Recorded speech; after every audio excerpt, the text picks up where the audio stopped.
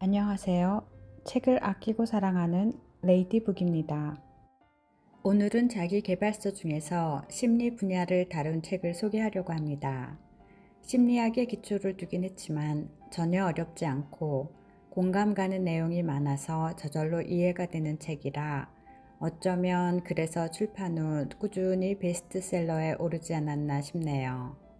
오늘 소개할 책은 기분이 태도가 되지 않게이고 지은이는 레몬심리, 옮긴이는 박영란님, 펴낸 곳은 갤리온입니다.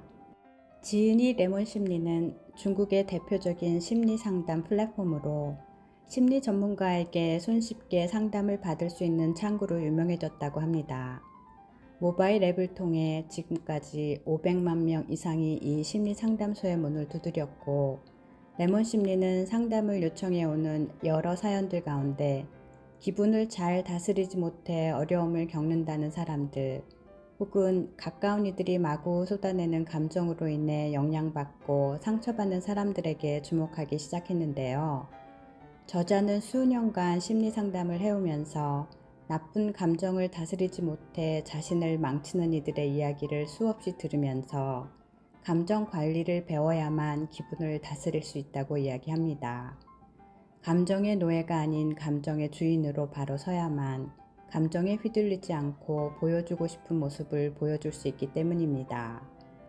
이 책은 기분을 잘 다스리지 못해 기어이 못난 태도를 보여주고 많은 사람들을 위해 쓰여졌습니다. 기분에 조종당하고 감정에 휘둘리는 이들이 꼭 알아야 하는 심리에 대해 주로 이야기합니다.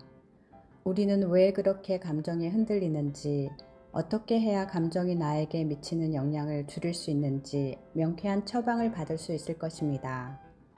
이 책은 모두 5장의 32개의 에피소드로 구성되어 있는데 그중 일부를 소개하도록 하겠습니다. 내 기분은 내 책임입니다. 크고 작은 차이만 있을 뿐이지 누구나 기분을 드러낸다.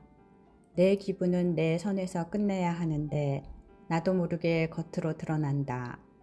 하지만 기분과 태도는 별개다. 내 안에서 저절로 생기는 기분이 스스로 어찌할 수 없는 것이라면 태도는 다르다.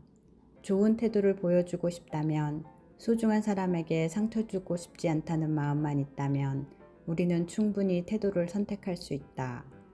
기본적으로 내 감정은 내 책임이라는 것을 인지해야 한다. 출근길에 기분이 상하는 사건이 있었다면 그건 회사 사람의 잘못이 아니고 회사에서 자존심이 상하는 일이 있었다면 그건 가족의 탓이 아니다. 기분을 망친 대상이 분명할 때는 그 대상에게 확실히 짚고 넘어가자. 화풀이 대상을 잘못 선택하고 엉뚱한 데 푸는 버릇을 고쳐야 한다. 나와 조금 더 친밀한 사람, 가깝고 만만한 사람을 대상으로 화풀이를 하는 경우가 제일 최악이다. 내 감정은 내 것이 아니다. 회사에서 이런 장면을 한 번쯤 본 적이 있을 것이다. 출근 시간이 가까워지면 동료들이 하나 둘씩 사무실로 들어온다. 안녕하세요. 라는 인사가 여기저기서 들려오고 모두들 애써 즐거운 하루를 시작하려는 순간 마지막으로 들어오는 사람의 낯빛이 어둡다. 어디서 돈이라도 떼인 사람처럼 나타나서 인사도 안 받고는 자기 자리에 앉아 주위에 아무도 없는 것처럼 행동한다. 방금 전까지만 해도 화기애애하던 사무실 분위기가 순식간에 차가워지고 먹구름이 드리운 것처럼 어두워진다. 한 사람이 밖으로 표현하는 기분의 에너지는 생각보다 강력해서 사무실 전체 분위기를 좌우하기도 한다. 남의 기분에 영향받지 않기 위해서는 기분의 출처를 정확히 해야 한다. 타인에게 전염된 기분이라고 판단되면 과감하게 쳐내는 연습을 해보자. 남의 감정까지 내가 감당해야 할 의무는 없다. 괜찮아. 그건 아주 자연스러운 감정이야. 친구가 갑자기 자신에게 심리적인 문제가 있는 것 같다고 고민을 털어놨다. 회사 동료 하나가 자신이 낙하산으로 입사했다는 소문을 퍼뜨리고 다닌다는 사실을 알게 되었다는 것이다. 그녀는 그 동료를 찾아내서 크게 소리를 지르고 싶은 충동을 느낄 정도로 화가 났다고 했다. 그러면서 자신의 감정에 문제가 있는지 걱정스러워했다. 가만히 듣고 나는 친구에게 그건 아주 정상적인 반응이라고 말해 주었다. 누구나 부정적인 감정을 느끼는 것에 대해 걱정한다. 의뢰 즐겁고 기뻐야 정상적인 감정이라고 생각하고 화가 나거나 우울해지면 감정적으로 문제가 있다고 인식한다. 하지만 다양한 감정이 올라오는 것은 자연스럽고 건강한 일이다. 그게 누군가에게 소리를 지르고 싶은 충동이라 할지라도 말이다. 오히려 유쾌하고 즐거운 감정 이외에 다른 감정이 생기는 것을 용납하지 못하는 심리 상태가 더 걱정할 만한 일이다. 즐겁고 행복한 척 연기하고 있는 당신에게 가면성 우울증. 가끔씩 사람들과의 모든 만남이 혐오스럽게 느껴진다. 강박관념에 사로잡혀 자꾸만 세상이 싫어진다. 나 자신조차 낯설게 느껴지고 세상의 높은 담벼락에 가로막혀 있는 것 같다. 전 세계 사람들에게 웃음을 주던 희극의 찰리 채플린이 한 말이다. 그가 털어놓은 이야기에는 가면성 우울증 환자의 심경이 고스란히 담겨 있다. 전형적인 우울증 환자와 달리 가면성 우울증 환자는 겉으로는 매우 밝고 긍정적이며 어두운 그늘을 절대 보이지 않는다. 친구들 사이에서도 인기가 많은 편이고 유머러스하고 정이 많으며 즐겁게 해주는 재주도 있다.